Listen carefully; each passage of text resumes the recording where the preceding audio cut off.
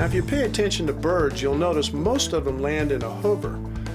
There's a few, the Goonie bird comes to mind, that land and take off sort of like an airplane. They're not that elegant, but for the most part, birds land and take off in a hover.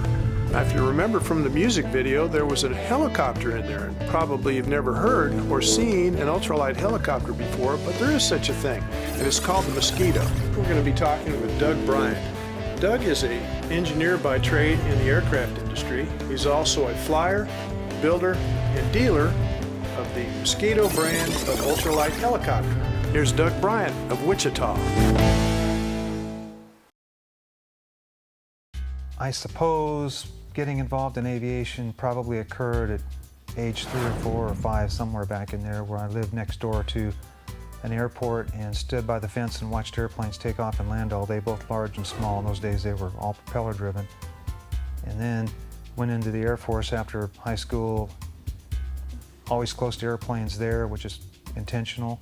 And then when I got out of there, I got my A&P license and continued in the aviation field somewhere doing something. And I've been at Beechcraft for about 18 years now in the manufacturing engineering career field. And a private pilot and just kind of hanging around airplanes 23 hours a day. When I was 12, I built a little airplane with a Briggs & Stratton engine that you could sit in and start the engine and it would taxi down the road, wouldn't fly. I think I was 12 when I did that.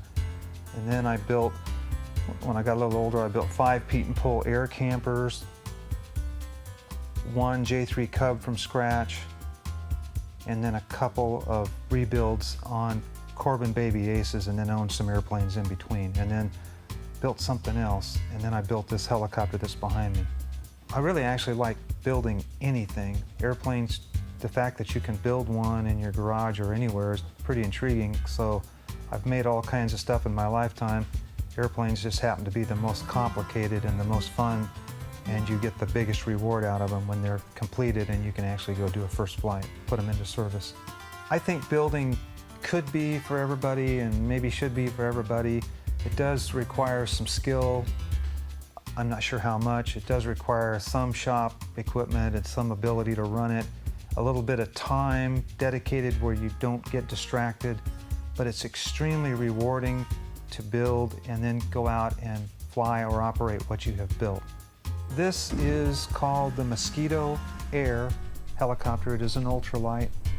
It's designed by a man named John Updegrove, and it comes in right at 254 pounds. You can operate it in Part 103 of the FARs without a license, and it's just a phenomenal little product to add to the ultralights that are already out there in the industry, this one being a helicopter. The materials used in the Mosquito, starting with the tail boom and the braces, are carbon fiber. They are wound on a mandrel and then go into an autoclave for curing. They're extremely light and they are extremely strong, and they serve this purpose probably better than any other material that we have today. The gear legs are structural fiberglass, which are a pultrusion material, very precise material and very easy to, it suits this application perfectly. There is some springiness to them so that they won't, so they can handle the loads of takeoff and landing and not break. And then the rest of it is various forms of aluminum alloy. This helicopter is powered with an MZ202 engine made by Compact Radial Engines. It also employs a lot of lightweight, high-tech materials. The cooling shroud is also carbon fiber. It has a direct drive cooling fan, so you eliminate the belt and pulleys and other mechanism for the cooling fan. The cylinders are not lined with an iron liner. They are aluminum cylinders, not nickel treated. So it's an aluminum piston on an aluminum cylinder. So the whole engine package, complete with starter and 180-watt alternators, 69 pounds, and the carburetors. And coming up from that is the primary reduction unit, which starts off with a centrifugal clutch just because it's a two-stroke to give it a chance to start. And then the first large pulley, and inside its hub is the sprag clutch, or the overrunning clutch. And then from there we move through a pillow block and a drive shaft and flex coupling. And then from there we move up to the first gearbox through a drive shaft, which is a splitter gearbox, which allows us to take power from the drive shaft through a bevel gear, through the tail boom, 3 carrier bearings inside the tail boom approximately here to run another gearbox at the tail rotor. This is the tail rotor. Now moving up from this point, we go to the secondary cog belt reduction unit, which has a pillow block bearing and sprocket. Power is transmitted through cog belts up to the large sprocket, and then from here it rotates the main rotor shaft at 500 RPM into the semi-rigid rotor head. So the drive shaft runs at 2500 normal operation, and the main rotor runs at 500 RPM.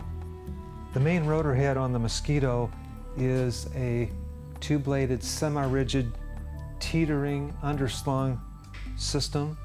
It is the most appropriate rotor head for this small of a helicopter. There are other types, but this is probably the best one that's most suited for this type and weight of helicopter. Of course, building a helicopter is one thing, flying it is entirely something else. As you start taking the dual, you'll learn what the controls do, and there are 3 of them.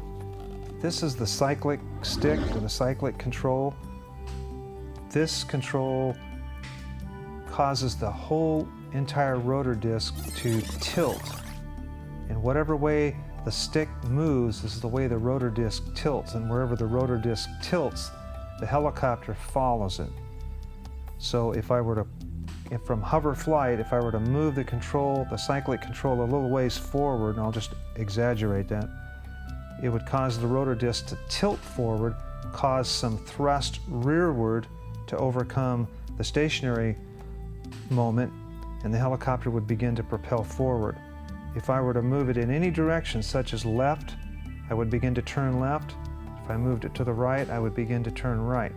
If you were to move it back to the neutral position, the helicopter would then slow down and actually come back into a hover or 0 forward speed.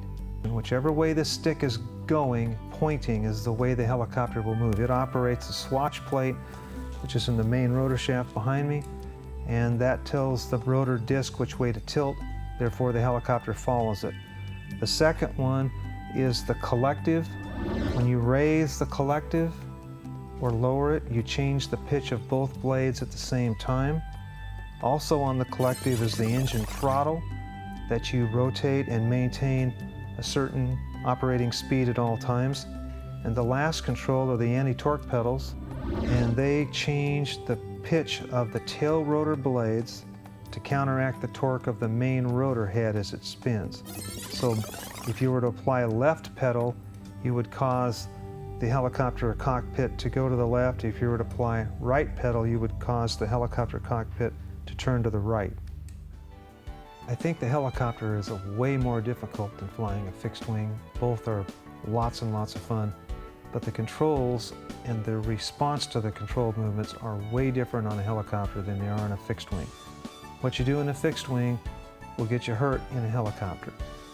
The 3 controls that you operate here do kind of the same thing if you want to look at it that way, but they do it in a different manner. Flying a helicopter is probably the most unique flying that I've ever experienced, and maybe truly is the most unique experience on Earth. To be able to operate this equipment and hover as a human being is just absolutely incredible, and I think of it as being able to fly and go nowhere and maintain control. So with this Mosquito helicopter being an ultralight adds a plus to me. Having these materials, this engine, the CNC machined componentry, drive system, all packaged together in a design that just simply couldn't have existed maybe as many as 15 years ago. And with these materials to keep it at the weight and yet make it a very good, reliable piece of equipment, it's just a whole lot of fun.